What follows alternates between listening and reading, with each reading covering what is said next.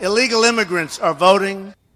That is Donald Trump, who was ringing the bell. The man, our next guest, who we're not going to talk baseball because his Washington Nationals didn't make it. He was so bedridden by it, he couldn't even go to work last week.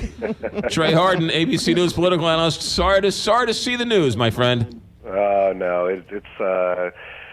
it's baseball, and anything can happen in a nine-inning game, as we're seeing also with the Indians that haven't lost the game, and I bet you couldn't name 3 players on the team. That is true, but they're one win away from the World Series. All right, let's talk a little politics, because the last presidential debate is tomorrow night, and Donald Trump keeps ringing that bell about a rigged election, but all of his surrogates keep saying, no, he doesn't mean that, he means the media. So there's 2 different messages coming out of the Trump campaign.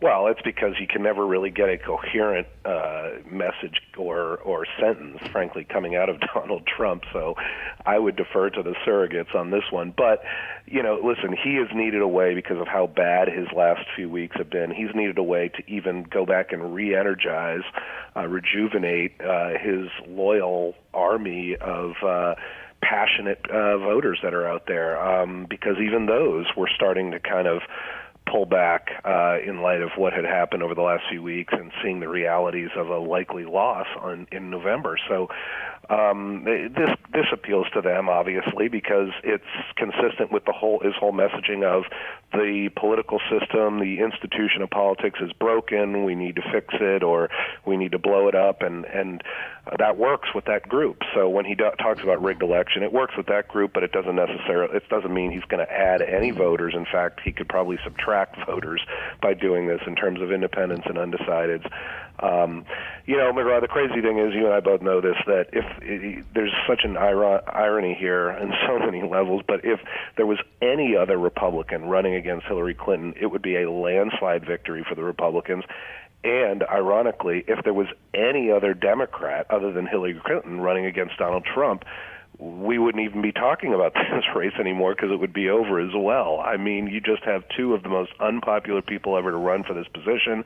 Her numbers are so bad that even with Trump's shenanigans and all of the negativity, he's still able to keep it relatively close. What's amazing is if the man just shut up, exactly, the rest of the media would be talking about these 8 billion emails that are out there. I truly believe that this man does not want to be president. I think the job scares him. I think that when you have anxiety or you're nervous about something, I think it's going to make you act.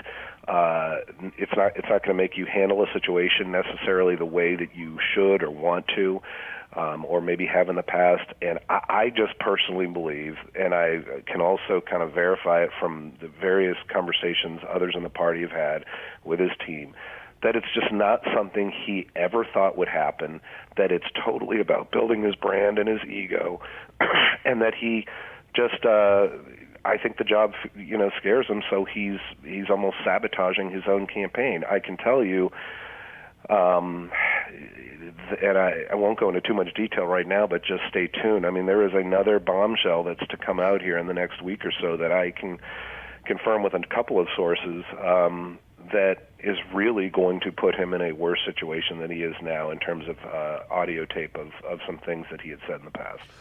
It's not just the presidency.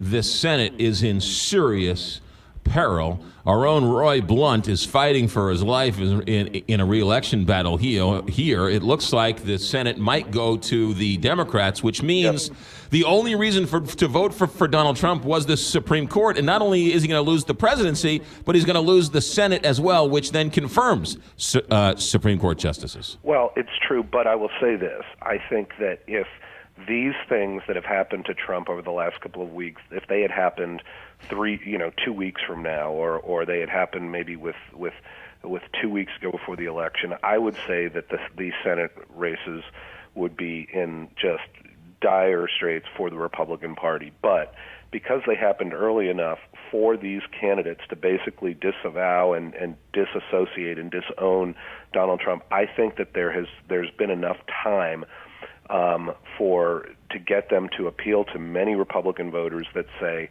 you know what, I'm not even going to vote in the presidential race. I'm just going to go down ballot and vote for my senator, Roy Blunt, or Rob Portman in Ohio, or Joe Heck in Nevada, or Pat Toomey in Pennsylvania, and just and focus on that and just want nothing to do with the top of the ticket. I think you will see at the end of the day, exit polling wise, there will be a lot of voters that do that, and therefore I am not willing to concede the Senate to the Democrats yet. Trey Hardin, anything else you can tell us about that juicy rumor, that more audio? Is it a long time ago? Is it recent? Can you give us anything about it? Let's just say that it is going to intensify the African American vote for the Democratic Party for sure. Trey Hardin, ABC News political analyst. Good insights, even though we know you're playing today with a heavy heart after your Washington Nationals. Have a good week, Trey. Thanks for checking in. Buddy. Take care. 627 here, Big 550, KTRS. Kelly Jack.